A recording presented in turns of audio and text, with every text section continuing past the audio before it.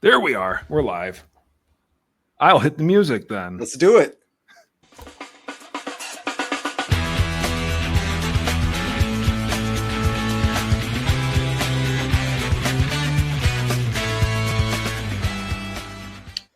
Hello and welcome everybody to a live edition of the Twins Off Daily podcast. How's it going, Twins territory? I am your host, Sweet Lou Hennessy, gathered here with my dear friend Gregory T. Masterson. What's going on, Greg? It's a beautiful day. The Twins are not playing. That means that the Twins can't lose. Good gracious. What a beautiful day.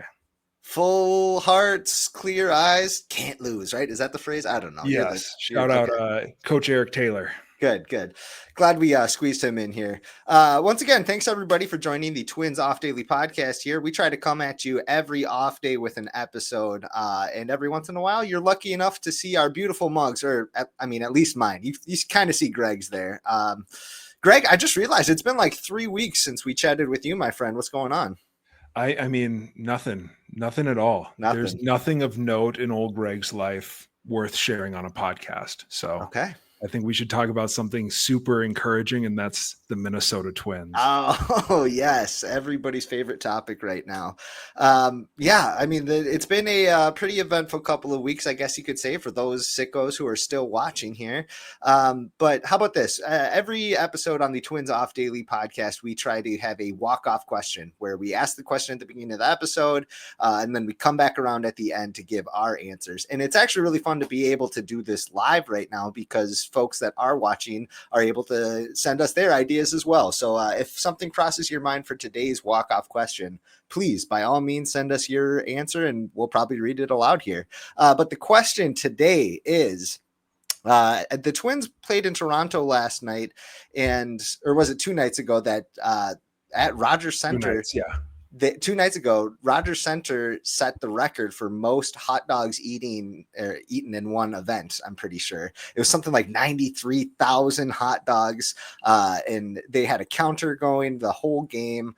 That average, I think that they had like 42,000. I can't remember how many people they had, but they had a lot of people there, and it was like everybody averaged 2.3 hot dogs eaten or something like that. So the walk-off question we have is, what should we do to get back at Canada? I mean, hot dogs are a pretty American food, I like to think, and the Canadians up there north of the border just stole our thunder in setting this record for most hot dogs eaten. What food record can we get, to kind of get back at them? So think of your answers. Send us some if you have some cross your mind, and we'll let you know what we're thinking down the road here. Before we keep moving, Greg, what did you think about the hot dog thing in Toronto? I think that that's a gross, gluttonous practice that they've got going on there. However, I have no choice but to respect it. So shout out the people in Toronto. I didn't think that those commies had it in them to eat some real American hot dogs like that.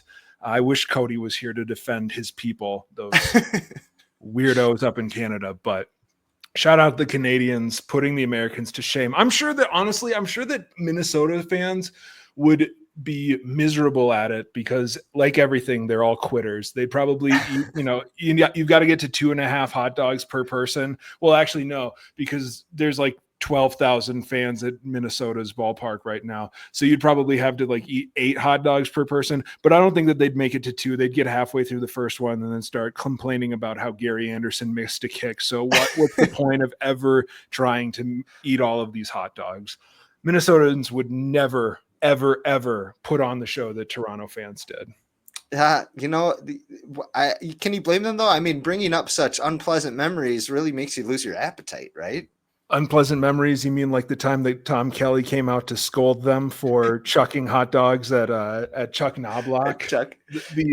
Honestly, of all of the interactions that Tom Kelly ever had with people, of all the things that Tom Kelly ever did, for some reason, that is my lasting impression and memory of Tom Kelly, just coming out to wag his fingers at the fans in left field. Just the ultimate school marm energy. Shout out Tom Kelly. You wag that finger at those fans. You wag that finger. Absolutely, young man. And it couldn't have happened to a nicer person than Chuck Knobloch, of course. I don't know about that. Anyway, how about this? Let's talk about the last couple weeks since our last episode. We're going to jump on down into our rapid recap.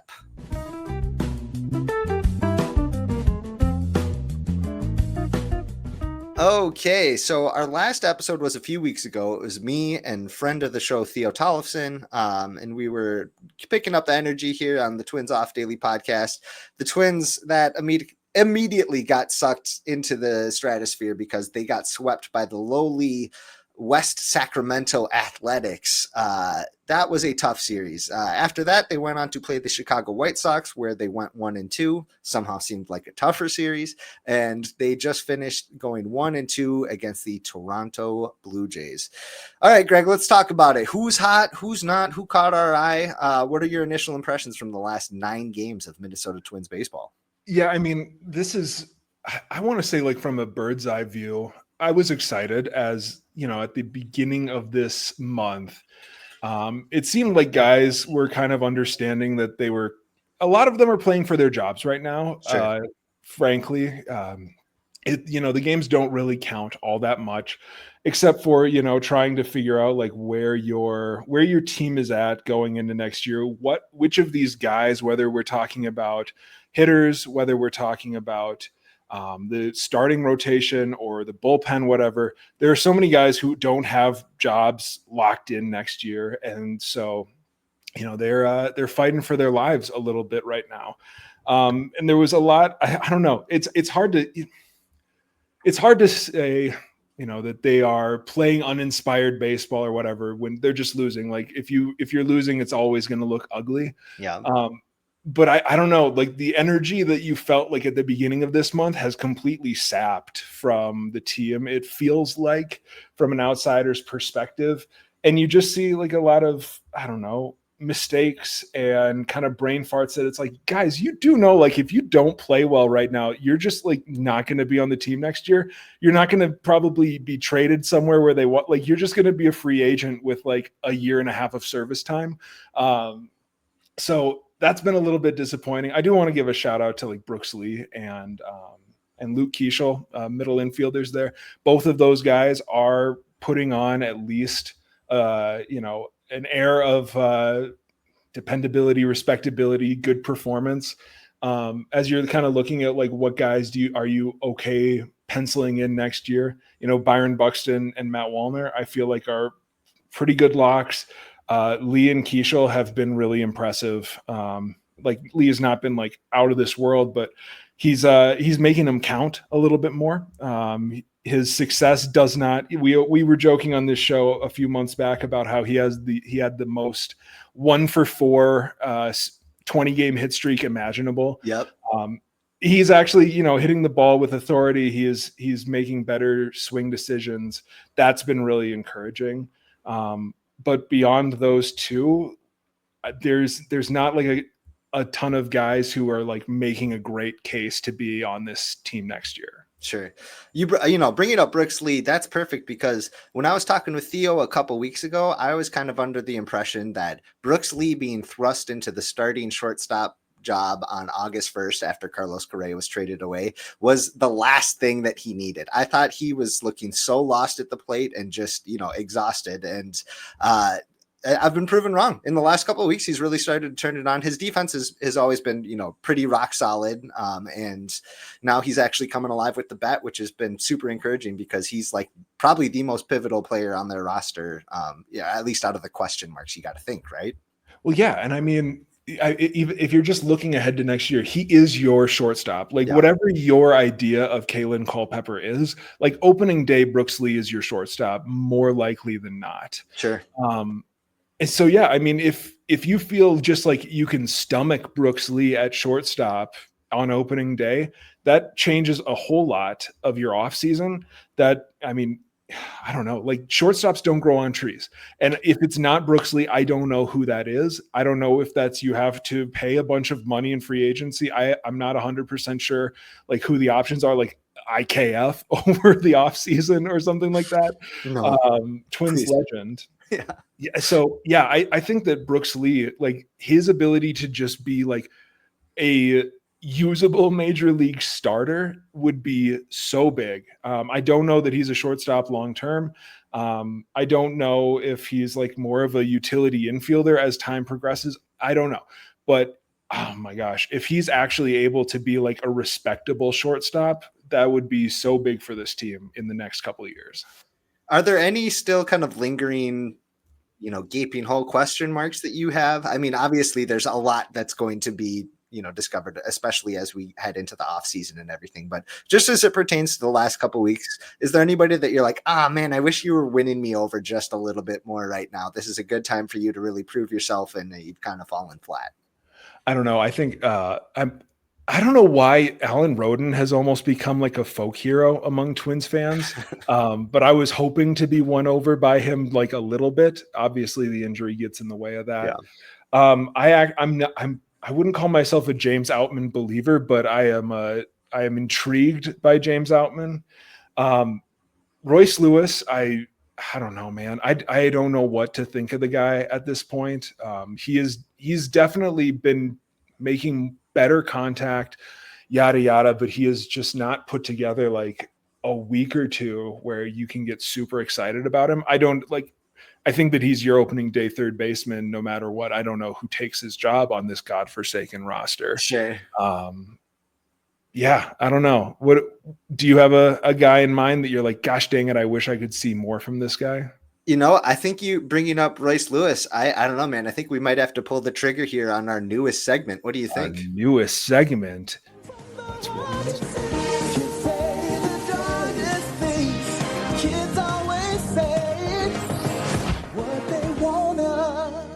So we are introducing a new segment today, and that segment is Royce Says the Darndest Things. We had to find some new segment after we lost our Is Chris Paddock Still a Twin segment. Royce Lewis, great at sticking his foot in his mouth. Yes. And we might be jumping on this a little bit late, but we have not really been, we have not met since the last time. And let me remove the bar there. Since the last time we've spoken, Royce Lewis has went and put his foot in his mouth. I'll read a quote for you here. It's also hard to make that full in-season adjustment because you can try that, and those 30 games or at bats of trial go to your stats. Do you really want to sacrifice that? And if it doesn't work, then do you go back to what you were doing before?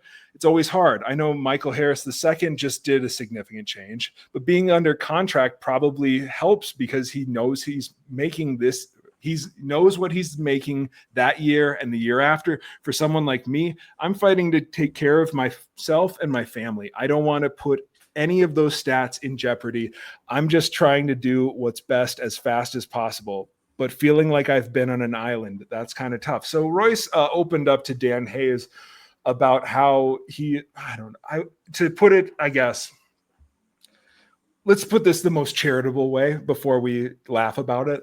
Sure. Royce basically said that because he's not, his pay over the next few years in arbitration, his next contract is going to depend on his stats. He's a little bit nervous about taking coaching from Twins coaches that might influence his stats, his counting stats, his rate stats, and might influence his long-term money-making potential. Lou, how are we doing with what we heard from our friend Royce? I guess, what is the insight that he's trying to provide here? He wants to protect his 657 OPS and like 8 home runs that he has here. Is that really gonna, give him that much of a boost in arbitration in his mind? It's a baffling quote to me. I think it's pretty tone deaf. It's close to being understandable though. You know what I mean? Like if he wanted to say, hey, we've had a lot of cooks in the kitchen the last few years. I'm not sure which advice I should take and which I shouldn't. And I'm navigating that. That's understandable to me. You know what I mean? Like that would be justified, but to bring it to the arbitration case and to Michael Harris, just one other player who made a significant change. Literally, the game is built on the players who can make adjustments and who can make those counter adjustments when the league catches up to them. You know what I mean? Yeah, and I mean, it's a quote that kind of falls on deaf ears after like the last 365 days from Yeah, Royce Lewis, where it's like obviously we don't know this stuff. It's Plato's cave. We're seeing shadows on the wall, whatever. I try not to read into like the true meaning of quotes, sure. but like I don't know. It's easy to envision a world where they're like, Royce, you've got to change this. This is why you're not playing well. And he's like, I don't know. I don't want to risk that. It's like, Yeah, what's the alternative? And obviously, like this quote does not hit as hard or get the same amount of ridicule as it did this time, because this is like the third or fourth time that Royce has said something just goofy as heck, silly. Yeah, just like about how much he's getting paid, like that. Like Royce says just silly things all the time, like that's kind of how he is. But like this is the third time it's like, okay, this is something that he's thinking about a lot. The biggest one obviously was last September, when he had some coded complaints through the media, probably about Carlos Correa. But the way that he stated it was, something akin to, I didn't realize that also the poorly paid players also had to go out and lead the team. I didn't know it was just the cheap guys. It's just, dude, can somebody just sign him to a guaranteed deal so we don't have to deal with this anymore? goodness gracious. Yeah, no, it's I mean, correct. Yeah, we can throw this up here too. Nate Palmer in the chat says real rough when he's already made like $12 million and largely failed. That's true. I don't think Royce is having that much trouble, putting food on the table for his family here. Speaking of, Royce, I think is pretty public in the fact that his sister is his stylist. And I don't know, when I read this comment, I was like, man, does he have a brother that can like be his PR manager or something? Because these are not good. This is not good messaging coming from somebody who can really be the cornerstone of this organization if he turns things around. And I don't know, man, it's pretty baffling. And boy, he just says the darndest things.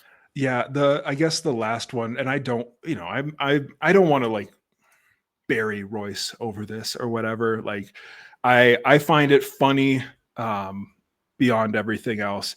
But I don't know, man. If we're talking about like the tone deafness and thinking about like what Nate said here, he made $7 million and a signing bonus. That's a lot more money than his teammates. Yeah. Almost all of his teammates in that room made as a signing bonus. I'm sure that that's also a little bit grating from hearing from a teammate. So Royce. I would love nothing more than for Royce to just return to the guy that, he was a year ago. And to really just, stop talking so much. Talk with the bat a little more is kind of what I'm hoping for. Give him lots of credit for the adjustments that he has put in. You know what I mean? I think everybody would acknowledge that he himself, especially in the minor leagues, he did have to make some adjustments to, mechanically to his swing, especially. And we've seen the adjustments that he's made in the field too. So I don't know, Rice. It's pretty baffling because, like I said, he deserves a lot of credit already, and hopefully he keeps making those adjustments. But like you said, we don't want to hound on him too much. We just thought it would be a good topic to bring up for the time being here. I can't wait until our next episode or our next edition of Royce Says the Darndest Thing. Yeah, honestly, can't wait to hear what he says next. It's must see TV. He's the gift that keeps on giving. Yeah, absolutely is. Absolutely. Okay, how about this? Any other thoughts you have on the Twins over the last couple of weeks here? Otherwise, we can move on over to our mailbag segment. I guess we have not talked about on air the concept of a Norman Bugbury game. Okay. So I just wanted to throw this out there. This is the game. This is my ideal game for the Twins right now. Your starting pitchers, who are generally going to be on the team next year.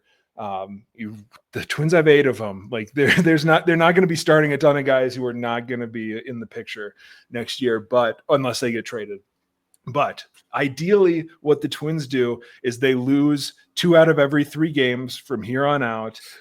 Their starting pitchers all are great. The lineup scores 6 runs, and a 37-year-old reliever named Norman Bugbury, who was claimed from the Cubs last week, comes in and gives up 7 runs in the 7th inning. Like that's that's what I want. We have had one Norman Bugbury game. Sadly, it's been a full month and we've only gotten one of them. It's kind of devastating because the Twins are like, they've been just ugly. But shout out Genesis Cabrera. He is the first winner of the Norman Bugbury game award. So I just wanted to throw that out there online. No, that's good. That's a good plan, like you said, of losing a ton of games, but like figuring out a lot of winning pieces somehow in all those losses. Especially when it comes to the rotation and the glut of outfielders that they're going to be having out there.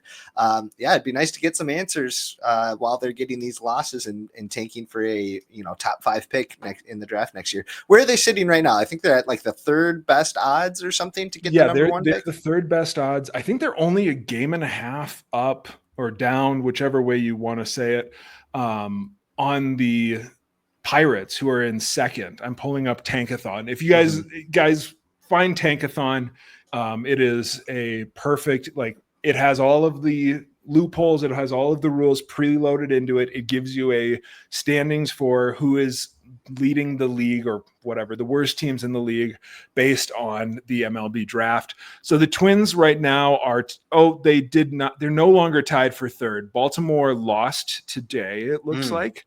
And so they are a half game back on 3rd, 2 games back on Pittsburgh. Okay. All right. For the 2nd spot.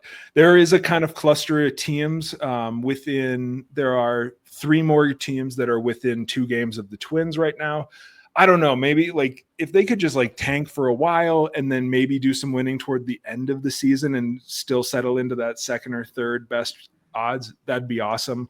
But it's also getting a little cute. Yeah, no, it's hard to balance this as a fan, Yep. Fair enough.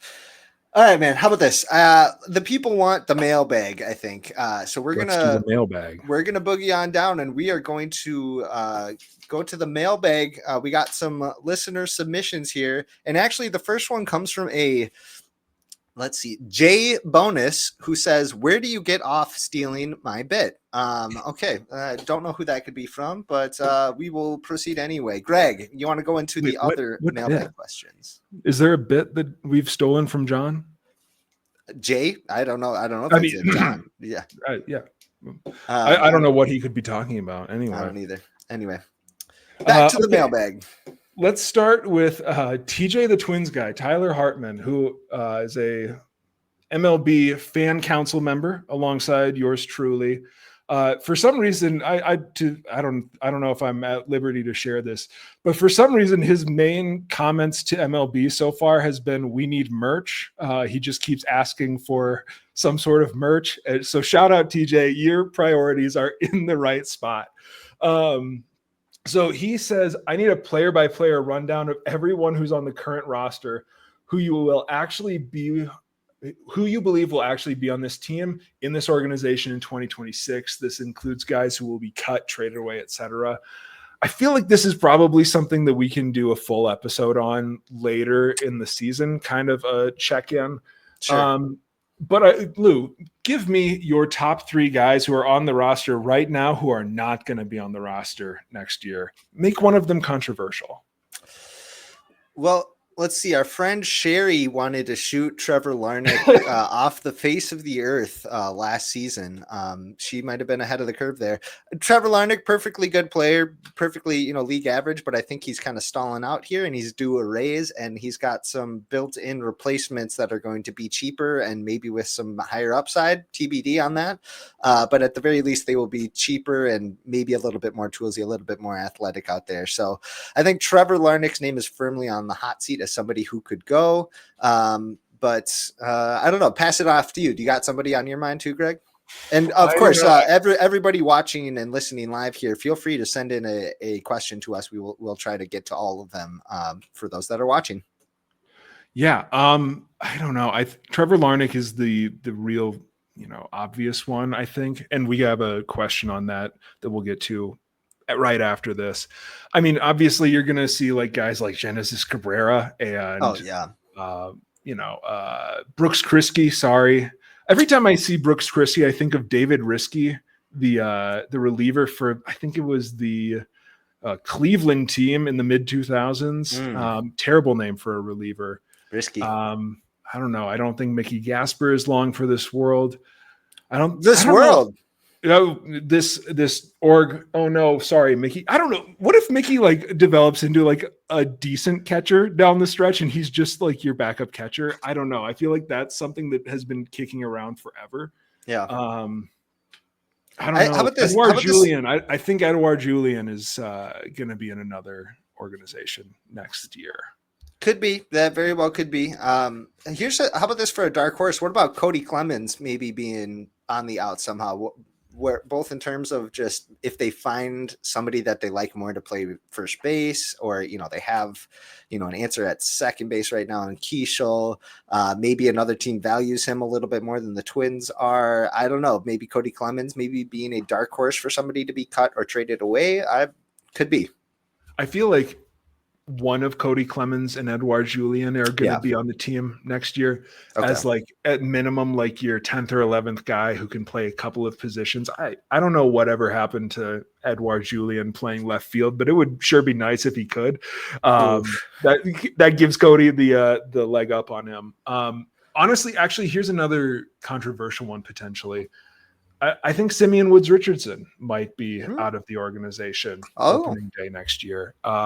As you like kind of try to sort out the starting rotation, it's not really clear how Sim fits in.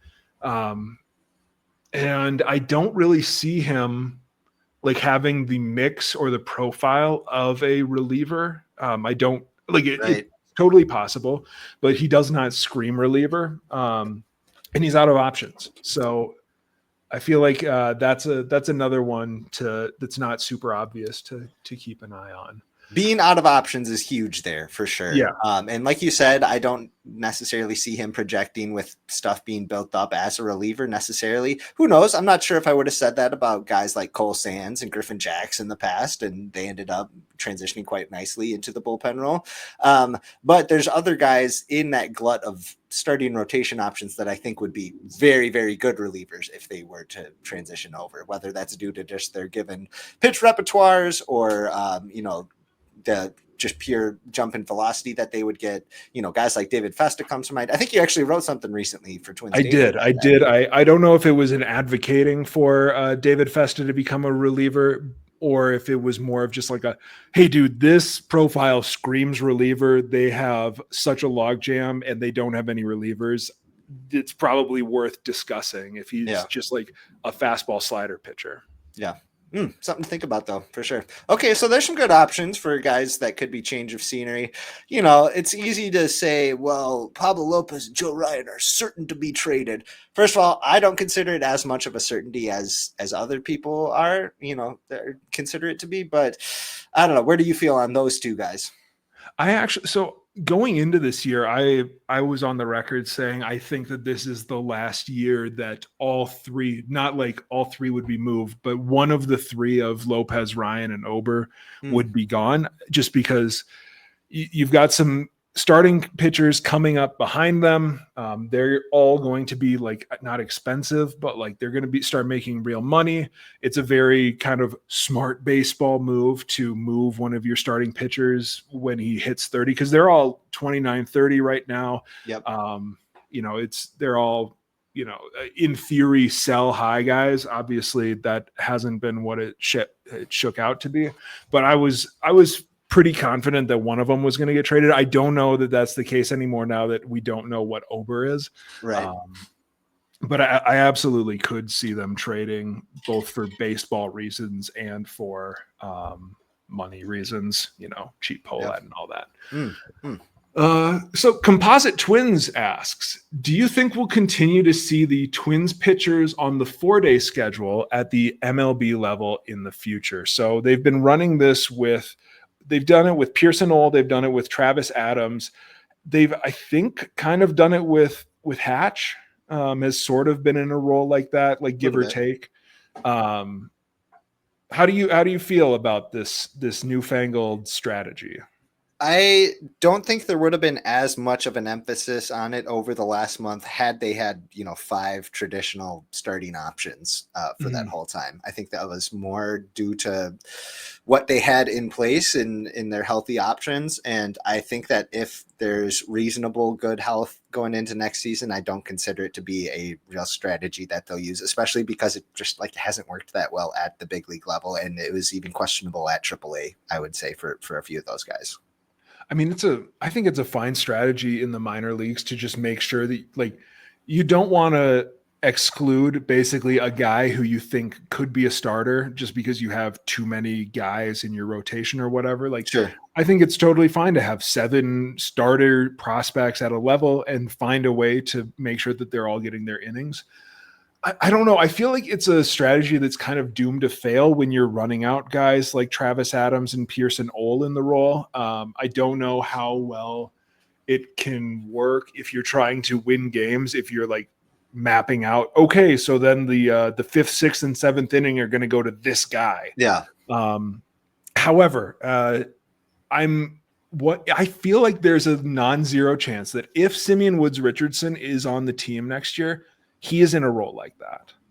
Like if you've got a full starting rotation and you don't have anywhere to put Sim, at least like in like March, April, May, I think it's possible that they try to do that and he's maybe your next man up, preventing the long reliever problem where you've got somebody who's not getting regular work. If you're actually scripting it in and you've got a player of Simeon Woods Richardson's caliber, who I'm not going to say is like some standout, even a mid-rotation starter, but he's definitely a more effective starter than somebody like Pearson Ol and Travis Adams. Yeah. I feel like if they are actually committed to this, we might see that as like their first kind of actual major leaguer, like that they're trying to roll it out with. I Yeah. don't know. Do you think that that's insane? No, you're kind of talking me into it a little bit. Also, we've only seen this with Pearson Ol and with Travis Adams. What if they try it with somebody with maybe a little more upside, somebody who can reasonably go, multiple innings? Pearson Ol, it seemed like he was pretty much only effective first time through the order, and after that, things really fell off. In innings 2, 3, 4. So, maybe we see it. I don't know who that could be. Marco Raya, or I don't know, some of these, maybe you would call them higher upside arms. Maybe they could be options for someone like that, in which case maybe we see some different results. But from what we've seen so far from this strategy, I think it left a lot to be desired, I would say. Well, yeah. And I mean, we might have this conversation in a couple of weeks when the Twins have. I mean, I don't know if they are plan on sending McCable down again. I don't know if they plan on sending Taj Bradley down again. But Pablo Lopez is coming back. David Festa is on a rehab stint. Are they just going to say, forget it? We're not gonna we're gonna shut down some pitchers. I don't know. Yeah. But if they have all 8 of them are, so what? Lopez, Ryan, Over, Matthews, Festa, Woods, Richardson, Abel, Bradley. Like if that's 8 starting pitchers that they're trying to sort through before next year. I don't know. It's possible we see that maybe with one of the younger guys following one of the more established guys. Okay, sorry, my cat is. She's got some thoughts. Got some Okay, thoughts on the rotation. Okay, so Aiden, MV Prelip over on Twitter asks, who do you think is going to be the most likely option to be the opening day left fielder in 2026? I'm obligated to ask what the F is a left fielder. He sent in his picks, but I will let you answer the question first. Oh boy, I'm just looking at the top free agent outfielders available. Kyle Tucker. No, it's I don't know. I think the betting favorite right now for a left fielder, I might go Alan Roden. Left-handed hitter. Chances are they're facing a righty in game 1. Who do they start the season off against? I know this schedule just came out. Maybe we could look that up. Anyway, I would probably put Alan Roden as the betting favorite right now, but I would love to be surprised with maybe one of their top prospects or something. What do you think? Yeah, I think that the easy pick is Roden. I think that they seem committed to throwing him out there. Yeah. I don't think I think that there's almost no chance that they bring in an outfielder outside of the organization. No. I mean, they have too many left-handed outfielders. Period. Right now, we're going to see at least probably Trevor Larnach. He's going to be in a different organization. I think that that's pretty fair to say. But they do not have the space to try to add another outfielder, especially for the money and prospects that they're probably willing to give up before next year. So I say Roden. If I have a dark horse, I think that there's a chance that James Outman plays his way into being kind of an everyday-ish left fielder who will play some center when Buxton is out or sitting. Yeah. Depending on just how he finishes the year. I think that that's another one. It also could be Walker Jenkins. Who knows? Opening day, well, maybe, and with the new incentives that they have for having a top prospect up on opening day, if they are to be, top 3 in rookie of the year, they get okay. So I don't know. Maybe if Walker Jenkins has a really good 3 weeks at St. Paul, that I think that that's a possibility. At which point, I don't know what happens to Alan Roden. I don't know if he's a first baseman for them. He played some first baseman at Creighton. Yeah. I don't know what they do with Alan Roden if that's the case. Our friend Aiden said, personally, I think the most likely in-house option is Alan Roden. If it's external, I'd say Rob Refsnyder. Old friend. They really want that right-handed. I don't know, man. I could be talked into Rob Refsnyder if they are not going to use any of the internal right-handed options. But he also just threw out the idea, what if it's Wallner because Jenkins or Rodriguez are in right field? And I don't know. I don't know how. If one of those guys are up, I don't know what happens to Wallner. I don't know if they say he's got a great arm, so he's going to be in right field, or if they say he's a bad defender, so he's going to be in left field. Yeah. But yeah. Right. I'm trying to think of what would be the option that would infuriate Twins fans the most. I'm going to go with Joey Gallo after a year off and try to be a pitcher and then to come back and resign with the Twins and be the what would be hilarious is Royce Lewis left fielder. He did play some left field when he was getting ready to bounce around before his knee blew up for the second time. The fans would be irate. Royce Lewis would be irate. It would be amazing. Think of the quotes. We could play Royce says the darndest things every week of spring training because he'd find some new way to complain about playing left field. The commentary would be legendary. That's for sure. Legendary. Okay. So these last two, I don't know how well equipped we are to answer these last two, but perfect. Ry Lang, friend of the program. I think the limited partners are still going through the vetting process with MLB. Anyone have a sense on when those names will be released? Lou, you're the one with the press pass. What have we got? Should I go see what I can whip up and on when I'm there on, let's see, my next game is Saturday. I'll be there.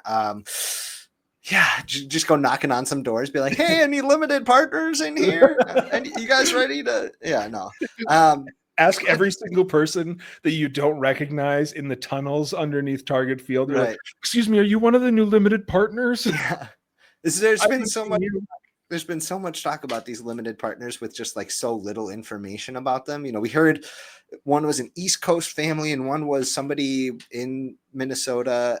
I don't know. That sounds awfully vague. It sounds, I don't know. My first thought was are the limited partners in the room with us now, Joe? Do you see them? You know what I mean? It's actually just a Pohlad cousin. Yeah. It's a Pohlad cousin. Not one of Carl's offspring, but or a cardboard cutout or something. It's cardboard cutout of Eloise Pohlad is the new limited partner. I don't know, man.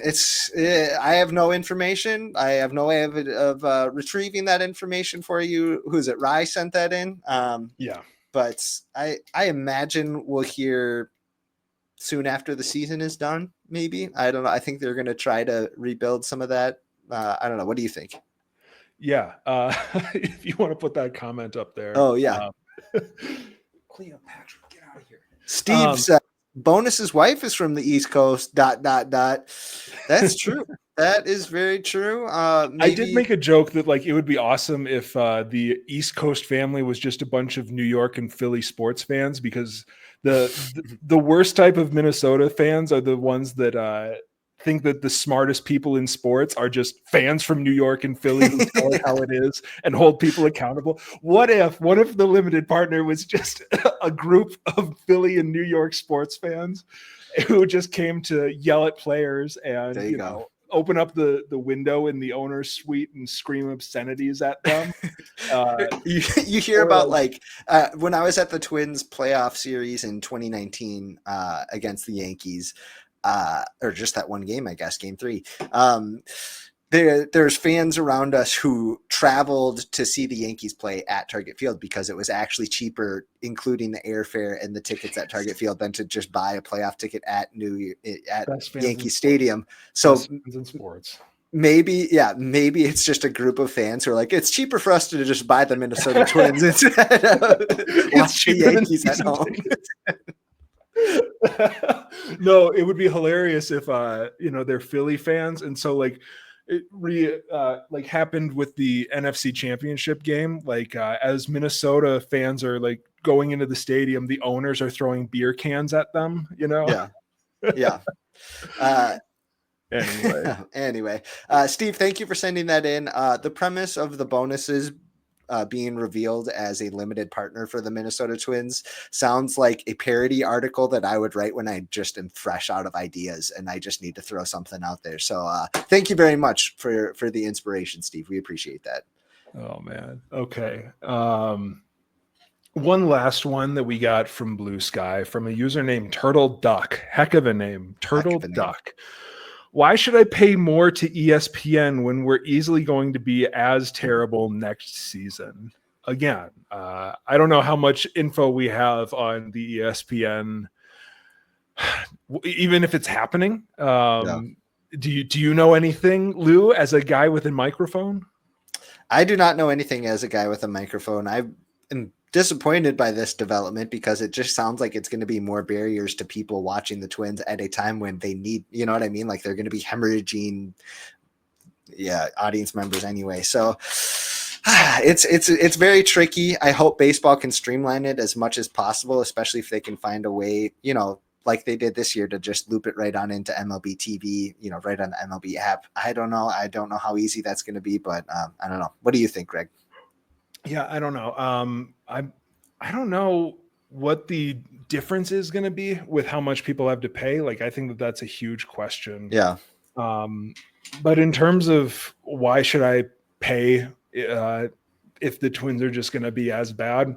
If you don't think it's going to be fun, don't pay. Like, I'm not going to sit up here and tell you to spend, I don't know if it's going to be $30 a month, whatever. I don't know. I guess if you every year around the NBA playoffs, I sit around and I would say I wish I had ESPN because I have to. Have you ever used the ESPN app without paying for it, where you get like the alternate feeds? Do you know what I'm talking about? Yes, and I do. Got like the car sickness camera that's just sitting on top of the backboard of the. I watch those and it's just squeaking shoes and the most nauseating camera work I've ever seen in my life. But every year I say I wish I had ESPN. I guess now if I'm going to have ESPN to watch Twins games, I'm going to be able to watch NBA playoffs. So there's your silver lining, I suppose. Thank goodness baseball is still just very much accessible over the radio and streaming that way completely for free, and it still works very well as just a spoken word activity or just audio activity. So that might be where myself and a lot of folks go if they have to pay much more per month to see their team play. Shoot, most of the time when I don't know, probably about 50% of the time I'm not actually watching the Twins. I have like the the TV broadcast up, but I'm listening to it in my pocket. So instead of listening to the radio, I'm just like listening to Corey and Denard or whoever's in the booth that day. And I find that perfectly reasonable. If Paul Molitor's in the booth, I generally jump over to the radio, but otherwise I watch the TV broadcast in my pocket anyway. And it's only like half a step from there to just be radio only. So if you don't want it, don't get it. No skin off our backs. Exactly. You're not saving us anything there. Let's see. I have a couple other questions that were submitted here. Giuseppe asks, are the Twins City Connect jerseys cursed? They doing some research on this. The Twins are 104 and 121 since the debut of their City Connect jerseys on June 14th of last year. That's a 75 win pace. Hardly a curse at that point. You know what I mean? A 75 win pace is like bad, not good, but like not the end of the world too. You know what I mean? Like 7 loss, like that's basically a 90 loss pace, which is basically a 100 loss pace. Which I mean, once you're losing 100 games, you're basically the Rockies and the White Sox, right? And you're cursed. Yeah. Well, I don't know. The White Sox got over their curse, right? I don't know. I mean, are the Rockies cursed, or are they just the Rockies? They're just the Rockies, I think. I don't so think there's it's not a curse. You can just be bad, without blaming like evil spirits. Fair enough. And they can also switch up these jerseys too. I'm ready for that. I think they are too. I went to the Minnesota State Fair and the Twins booth had so much City Connect stuff that was 75% off. Granted, they were like Carlos Correa jerseys, Yohan Duran jerseys, Alex Kirilloff jerseys for $5. Greg, I almost got you an Alex Kirilloff City Connect jersey. That would have been amazing. But no, they're stuck, I believe, for 2 or 3 more years. Are they? Yeah, because Nike does them in a cycle. Remember, the Twins were one of the last teams to get a City Connect. Right. And immediately after them, they started renewing City Connects. So the Astros lost their Space City Connect, I believe. Oh, yeah. But the Red Sox have 2 currently, don't they? Yeah, they do. I don't know how that works because unless... Is it just because they only have one like primary home jersey that they wear? So Nike restricts you to 5 jerseys. You get 4 jerseys and a City Connect, which is why the Mariners don't have a gray jersey. I don't know if people have recognized this, but the Mariners road jersey is navy. They don't have a gray jersey in their rotation anymore. The Phillies had to drop a jersey, which was devastating because they had some of the best jerseys. I think, though, that because Boston only has one alternate, the blue Boston jersey, or the blue, I think it's a Red Sox jersey. Yeah. I think they might be able to slide their old City Connect into their 4th slot, and then they have their 5th slot be their new City Connect. Which, listen, man, the Twins cream jerseys are a City Connect jersey. It's one of the biggest mistakes that I think that they've ever made. I don't know, man. I'm sick of I was not really a fan of the City Connect jerseys to begin with, and I'm so sick of seeing them already. Even with the white pants, they're much better with the white pants, but I'm so sick of it. Yeah, still. I think that's fair. And like I said, the vibes haven't been particularly good since they debuted them, and it's not like they've had like really super fun. They had the Ty France walk-off, I think, was a monumental game, but besides that, not a ton of memorable performances in them either. So maybe we just haven't had a chance to live them.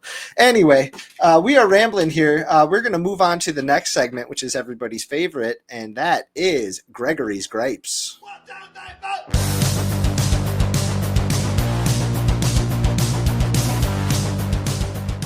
Okay, so with Gregory's Gripes, every week Greg has something grinding his gears. This is his chance to get it off his chest. Greg, the floor is yours.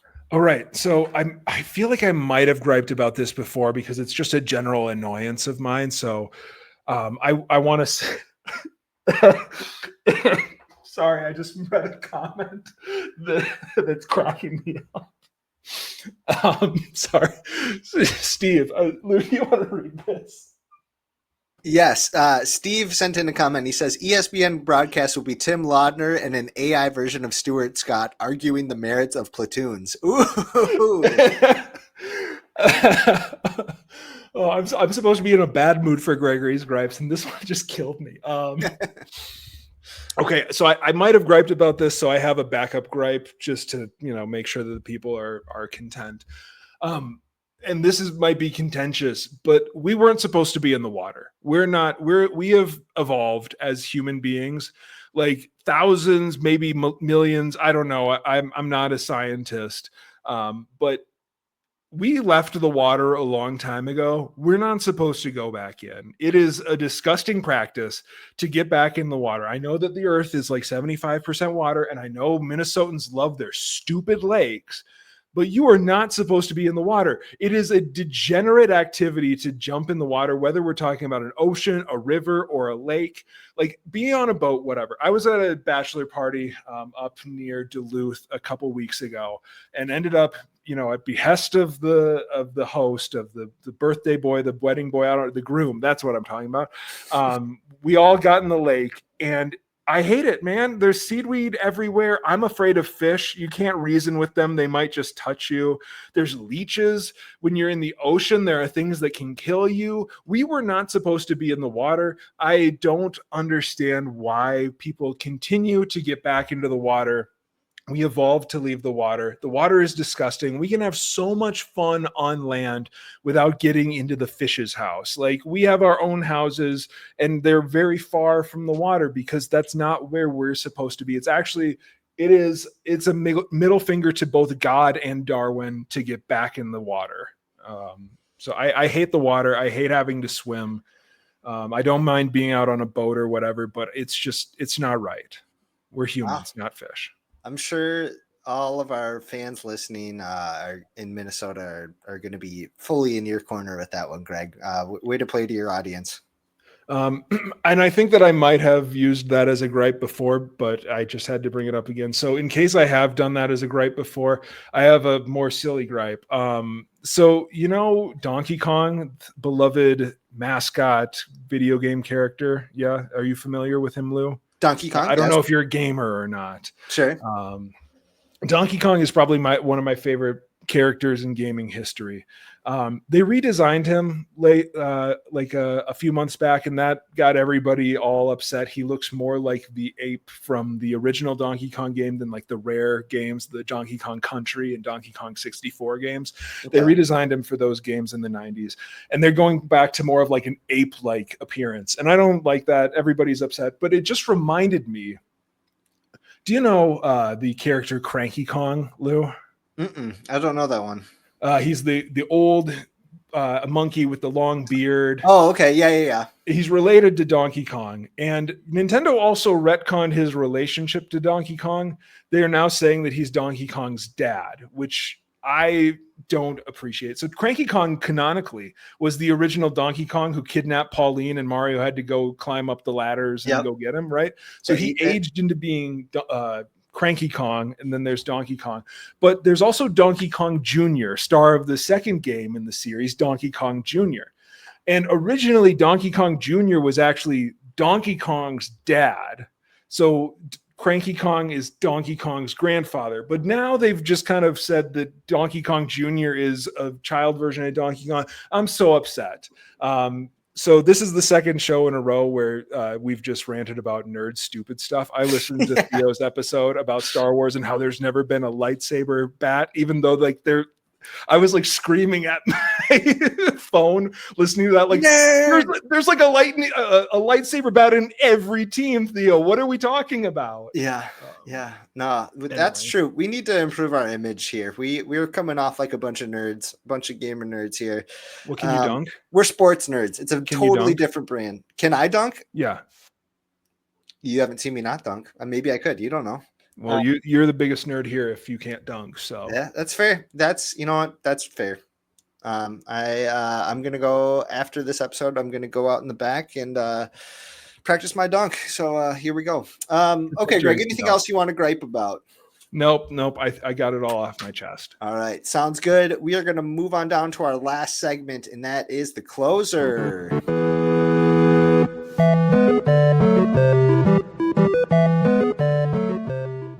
Everybody. So the closer is a rotating group of games that we like to play here on the Twins Off Daily podcast. We're going into one that we haven't done in a while. We're doing an Immaculate Greg.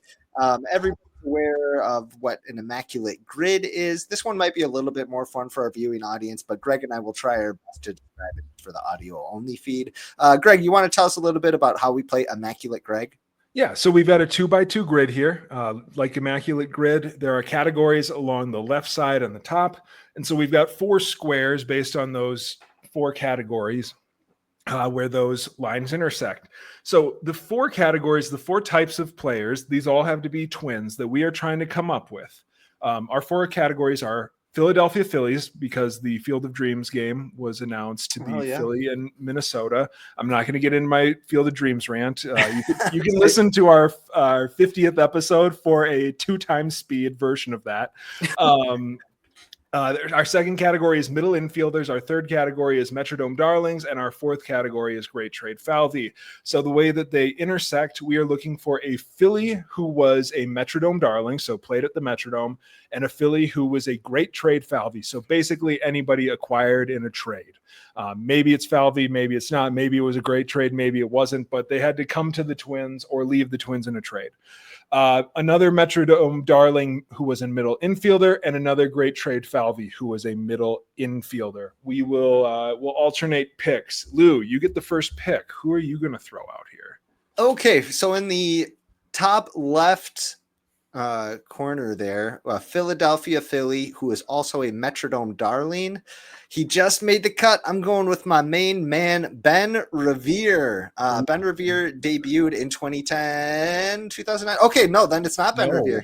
Oh, he debuted in 2010. Not a Metrodome Darling. Oh, goodness, he is not. Okay, well, then I'll put this. I'm going to put Ben Revere over in the Phillies and Great Trade Falvey, the top right corner. There we go. Traded for Vance Worley and Trevor May. They were my next 2 options to fill that quarter. So awesome.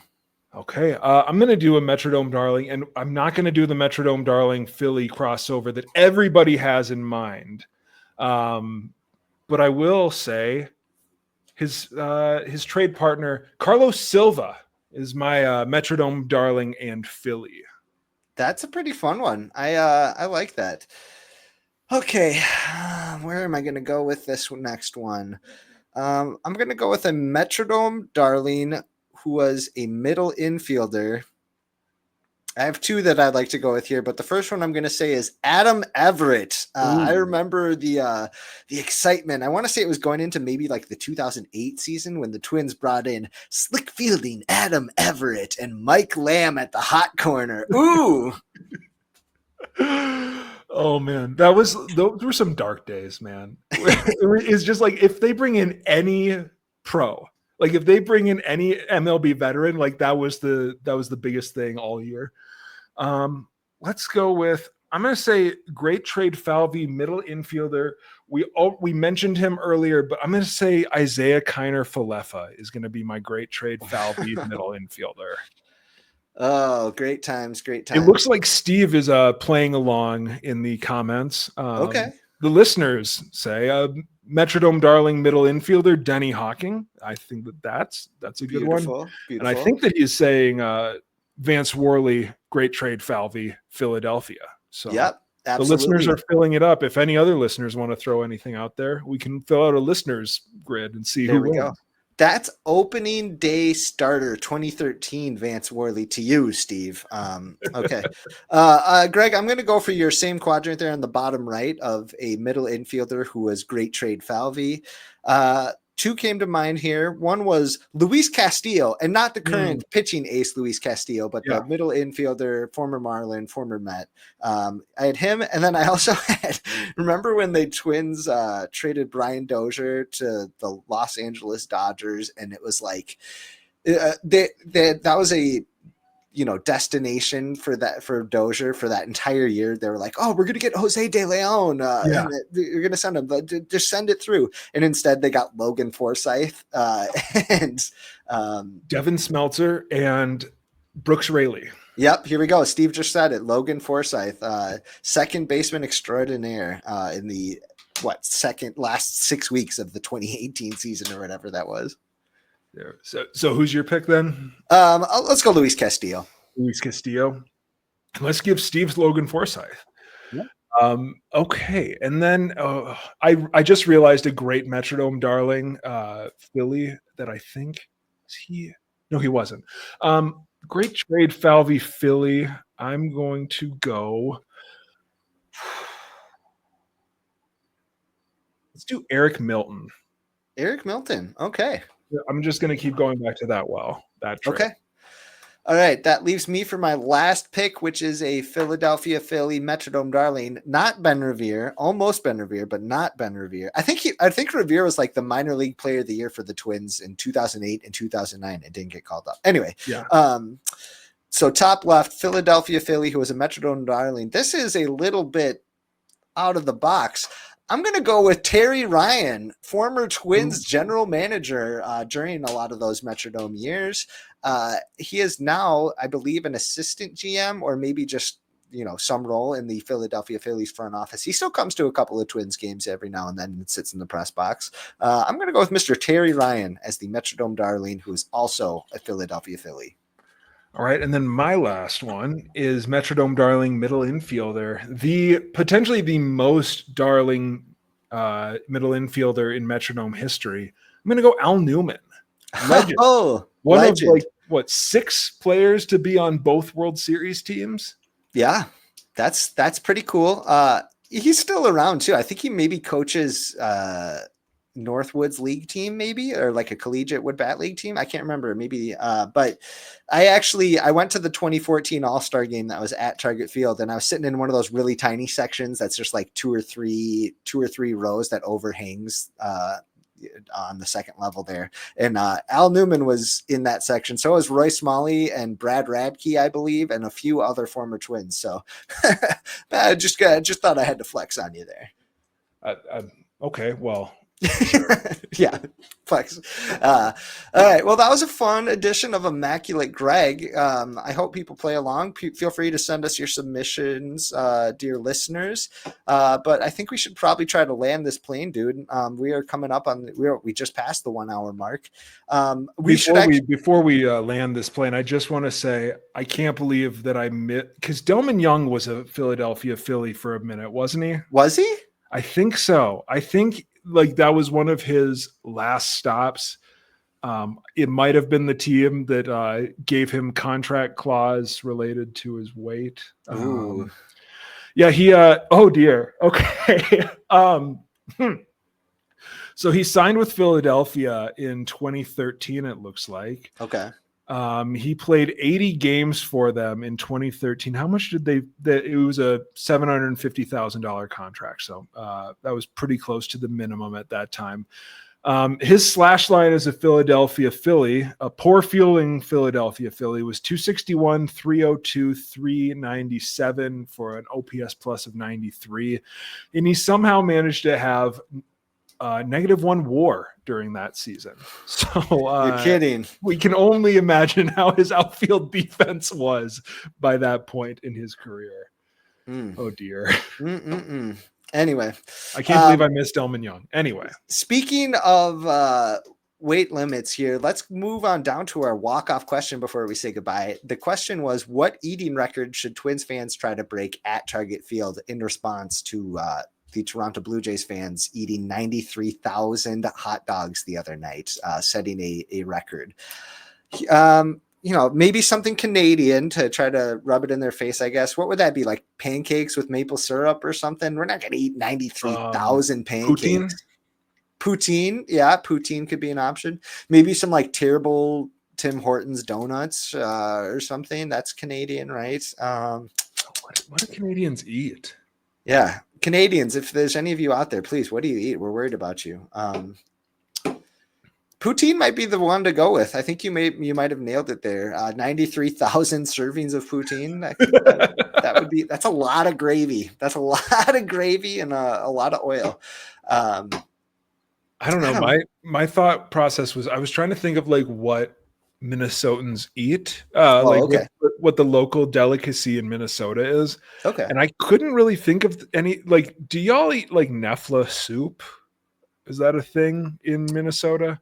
Not that I know of. I guess I haven't heard of that. What about like I don't know? There's a lot of Scandinavian culture, like lutefisk and lefse. Is that a thing out there? That's a thing. God, that ballpark would smell terrible. It's already been smelling pretty bad the last couple of months, and lutefisk would absolutely not help. So I don't know. Have you been standing over by the flagpoles again? Yeah. I don't know. Hot dogs, maybe they should try to set the record. I don't think it's going to be in the next couple of years, though. But anyway, if you're listening to this, please let us know what we missed. We'd love to hear your thoughts on the subject.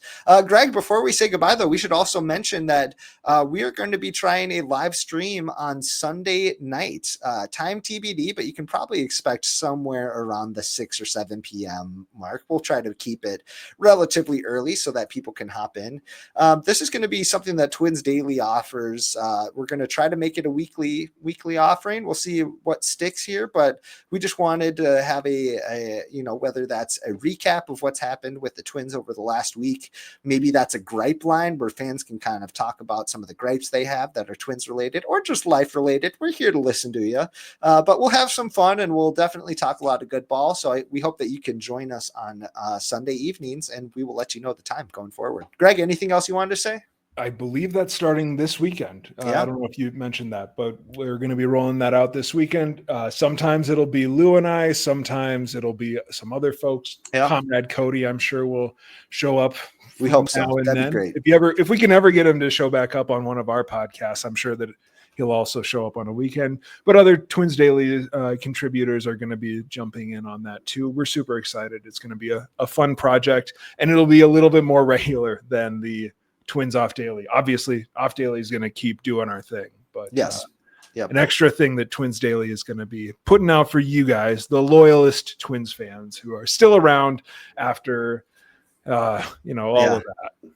And, a lot of the inspiration for this idea came from the live stream that we did during the trade deadline, which was super popular, and understandable that we're not probably going to be getting those sort of numbers on these right away. But we hope that we can grow it into something, or at least a fun thing that folks can look forward to on Sunday evenings, talking about some ball. Maybe you have the game of the week on in the background. You just want to hear some Twins talk. Please throw us on, join us.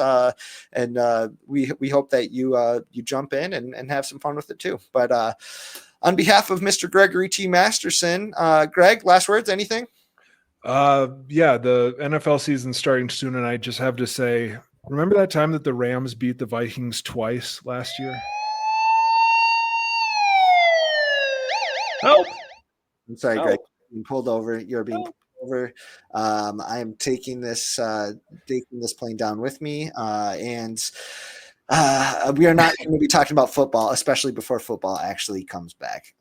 So real quick, Steve says, make Cody do the Pledge of Allegiance. Yes. That should be Cody. That's his punishment when we get him to come back on. Yeah, you exactly. Just start with him before he can talk any Twins. I imagine he's listening to this, but in the off chance that he's not, maybe we should just start the next episode, Greg, with you and me doing the Pledge of Allegiance just to see if Cody follows along.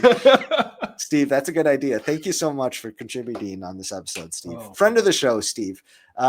Okay, well, thanks again, everybody, for joining us on the Twins Off Daily podcast. Please leave us a review, even if it's a bad one. We'd love to hear your thoughts on the show.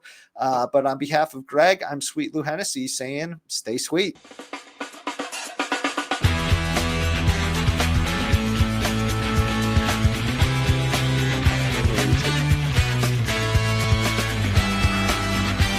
Pledge of Allegiance.